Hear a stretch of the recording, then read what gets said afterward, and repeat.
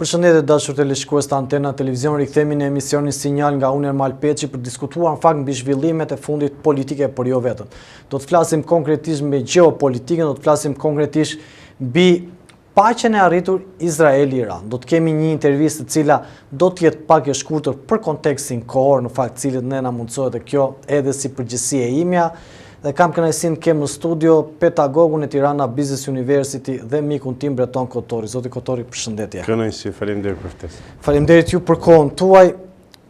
Disa bomba të Shtetet e Bashkuara të Amerikës arritën paqen midis Izraelit dhe Iranit. Si qëndron ose çfarë mund na thuash pak më shumë mbi këtë kontekst të ardhjes së paqes, pra një paqe që vjen nga bombat? Dhe presidenti Trump e tha sot në summitin e NATO-s në Hag që bomba është ajo që solli paqen, sado paradoksale që mund të duket. Po sigurisht kjo është pjesë e komunikimit politik, nuk ka bombë që sjell paqen. Nuk ka bombë që sjell paqen. Nuk ka mundësi që një bombë të sjell paqen. Edhe bomba në Nagasaki dhe Hiroshima që ai prapë përmendi nuk është bomba që sjell paqen.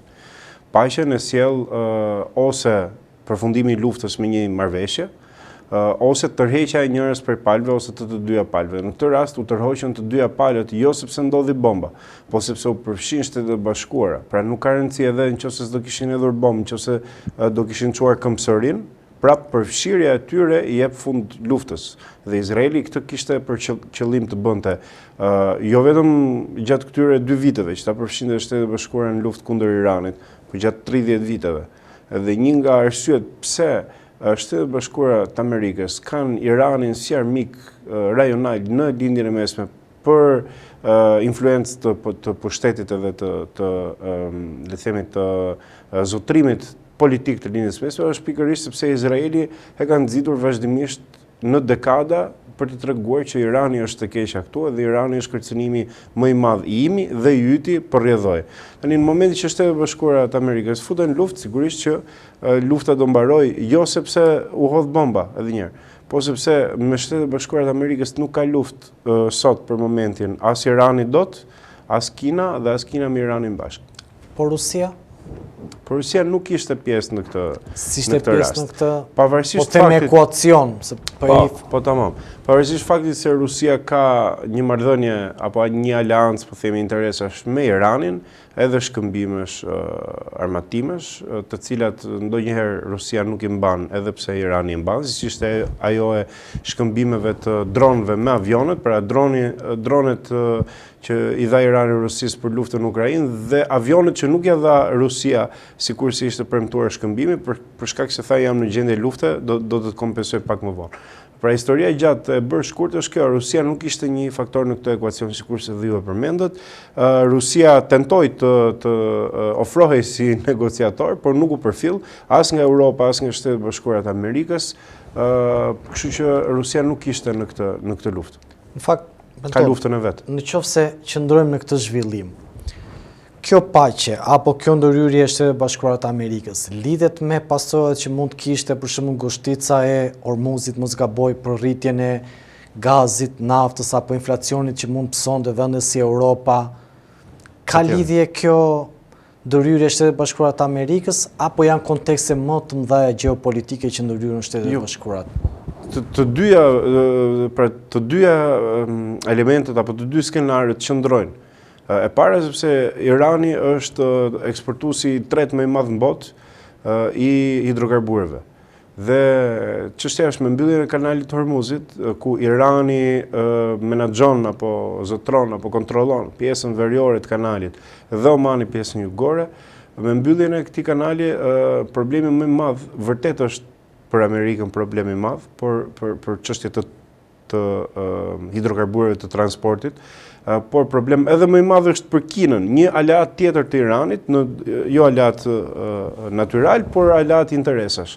Sepse me rrezikun për vështirësinë e kanaleve botërore të tregtisë, Kina është ajo që preket e para, sepse është tregtari më i madh sot në botë.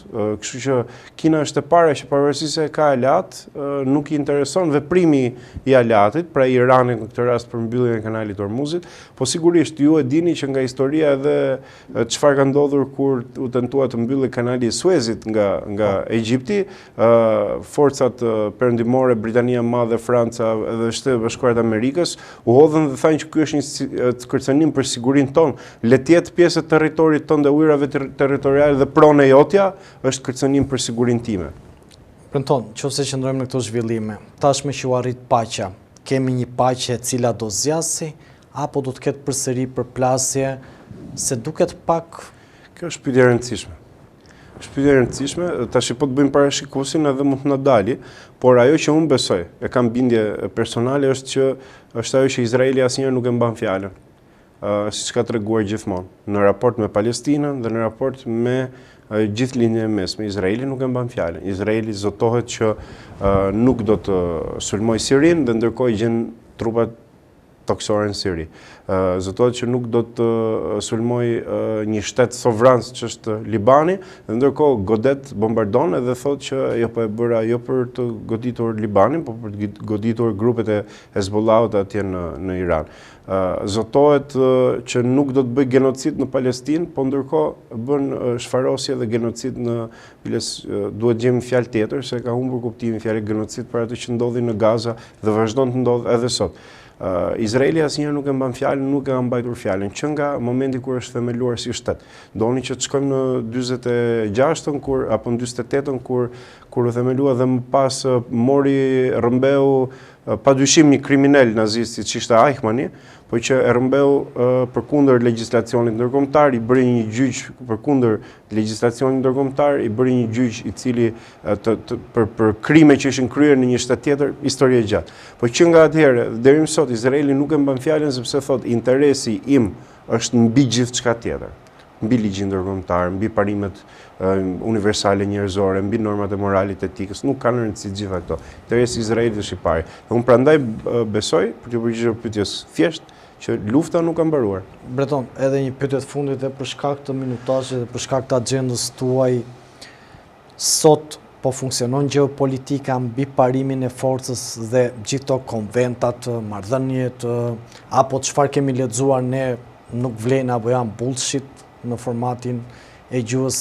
Tani, kjo pyetje do duhet flasim bashkë një orë tjetër, po një përgjigje të shkurtër mund ta jap, një të sintetizuar. Do të ftoj unë që ta diskutojmë një ditë tjetër, një orë këtë temë, se sot na u koordinua pak ndryshe. Ju keni krijuar formate që nuk janë në presionin siç ka televizioni klasik që ka pikërisht. Ne jemi prandaj kemi hapur për të qenë lirinë tonë. Po, edhe shumë suksese. Forca është gjithmonë prezente në marrëdhëniet ndërkombëtare, njësoj sikur se është në marrëdhëniet ndërnjerëzore. Pavarësisht se ne kemi zbutur me atë që njihet si kontrata sociale e iluministëve, me shoqëri ku kemi sundim të ligjit e kështu me radhë, demokracie e kështu me radhë. Në marrëdhëniet ndërkombëtare padyshim që forca prevalon si një nga faktorët e konfigurimit gjeopolitik. Një shtet i fortë, padyshim që gjeopolitikisht ka gravitet më të lartë. Forca do të vazhdojë të jetë gjithmonë aty. Një nga gjërat për shkakun që unë e shoh me çudi është analiza normative që bëjnë jo vetëm në media, po edhe në akademi për shembull, për të habitur, pra njerëz që habiten me idenë se si mund ndodhi lufta.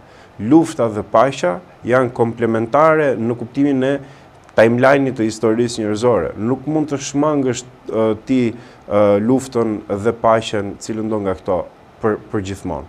Asnjëherë nuk është e pamundur të ndodhë. Është në natyrën e njeriut, siç kemi atë që njihet në mënyrë vulgare ose divulgative, si e mira dhe e keqja brenda njeriut, lufta dhe paqja janë zëvendësojnë njëra tjetrën si kohë, si periudha kohore apo si epoka për njerëzimin, nuk mund të zhduket asnjëra as tjetra. Nuk është as paqja periudha midis dy luftrave dhe as lufta periudha midis dy paqeve, dy kohëve paqësore. Janë të dyja që do ta pasojnë njëra tjetrën. Sigurisht ne sot, nga që mendojmë se na vlen jeta më shumë se atyre para 200 vjetësh apo 2000 vjetësh, ne kemi më të vështirë për ta gëlltitur këtë fakt, se mendojmë që kemi arritur, jo emancipimi, jo progresi, jo teknologjia, duket jo se mirëqenia. historia rreth ciklik. Absolutisht.